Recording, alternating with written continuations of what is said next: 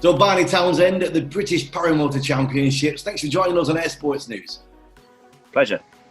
Barney, where are you? You're in Nantwich, are you? Just outside of Nantwich, north of Nantwich, in a lovely open farm airstrip, great big field, plenty of space. All right, you're on a weather hold right now?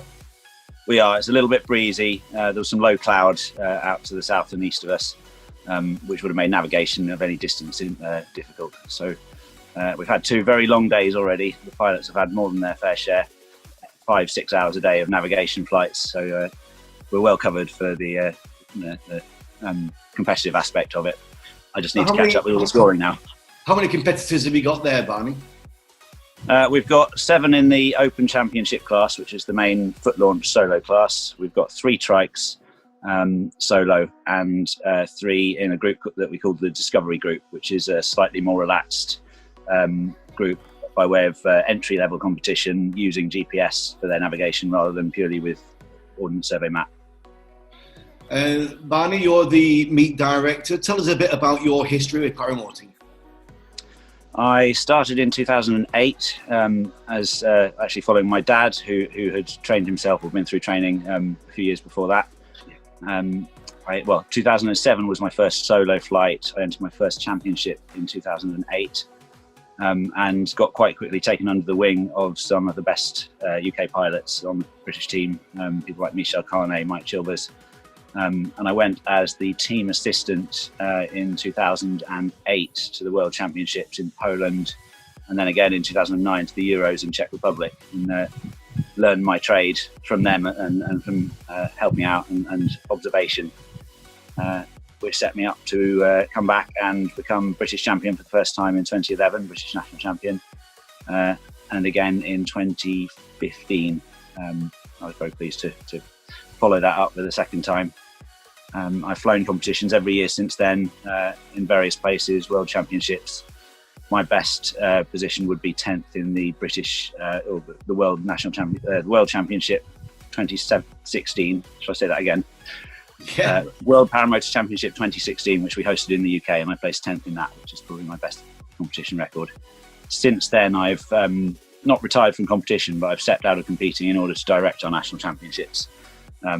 Because I've been having some thoughts growing about how I want to see things run and how things might be improved or changed to make them a bit more open, a bit more attractive to more competitors. So what we're seeing here is the result of a few years worth of my fine-tuning and developing the format that we deliver, which seems to be paying off. The other class of not full competition that we've got here, which I didn't mention earlier, is what we're calling club pilot class. Pilots under the British training scheme, which is with the BHPA, reach their first level of qualification, which is club pilot, which entitles them to fly with their local club under coach supervision. They pick up a few more hours and then they attain full pilot rating. And we've invited a group of them here, 7 of them, to top up the hours they need, do their first sort of 30-kilometre cross-country flights in a competition simulated environment, sort of seeing how the main competitors are doing it. And they're actually sitting their exam with the BHPA technical officer right now to go away as qualified pilots at the end of the event. That's really interesting. It's fascinating that you're really getting at the forefront and trying to bring the sport forward. My last look at Paramotor Championships was in Warsaw in Poland for the World Games in 2017. And I'm just wondering what disciplines you are using there now. I think in Poland we had the slalom across the pond and we had the skittles as well. What disciplines are you using in the British Nationals? Well, the World Air Games is very limited in their disciplines because it's much more of a spectator-friendly event. Yes. It needs to be televised and so on, and done in stadiums and so on. We operate a slightly different format. It's much more navigation-based. We're flying around slalom courses in the UK is very difficult.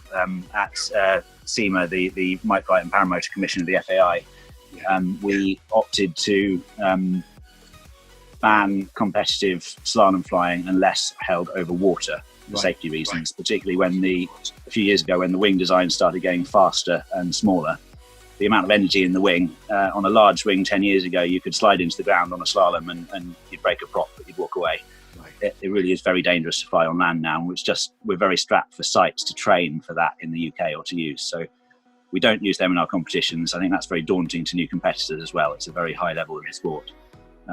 So it's mostly navigation, but the precision tasks, we still do the bowling landing with the skittles. We do a spot landing task, but we mix precision into a lot of the navigation. So it's a format which was originally developed by an Estonian man called Pat Kolar and proposed at SEMA for FAI Cat 1 status, called the endurance format, which I've worked with him to get that proposal through, and then I've been redeveloping it to fit with the British context and environment since then. And since now we've fed that experience that I've been developing on these championships back to SEMA, and this is now Cat 1 approved. So we are using this as a prototype for a potential world championship that we'd like to host in this format at some stage. Obviously, as these things are a long time in planning on very early stages, but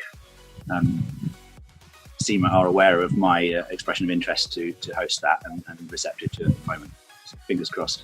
Fantastic. It sounds like the sport is on the way up. You've got new energy, new life to it. Are you finding new people coming into the sport as well?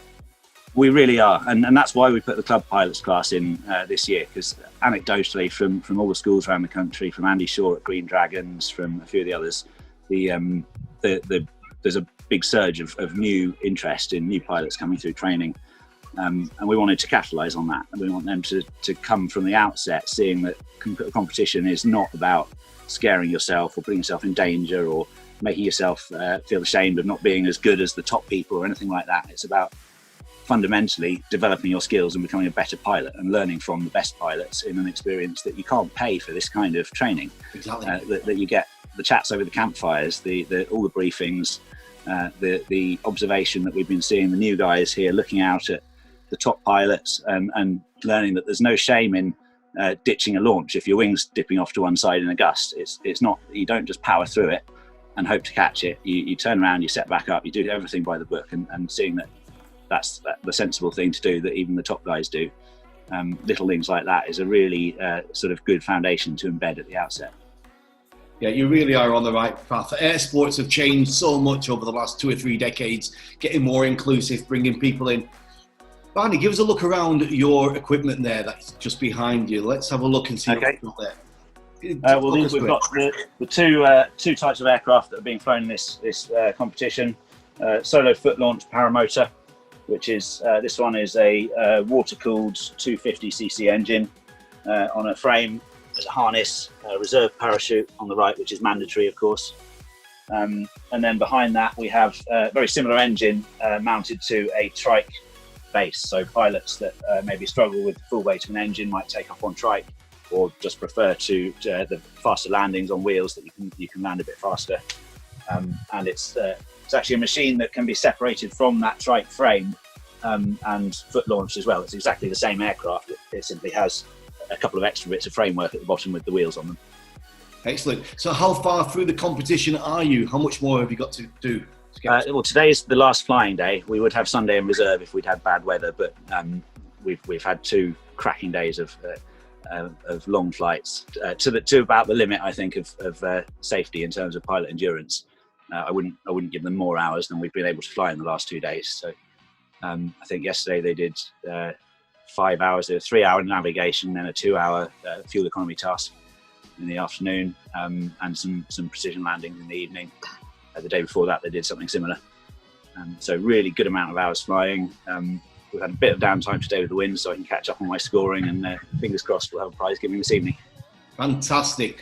Well, enjoy the rest of the weekend. It's been great to catch up with you, Barney, and learn a little bit more about your championships that are happening there. And of course, we'll put the full results on the show this week. And then we'll say a big thank you to special guest cameraman, Andy Shaw.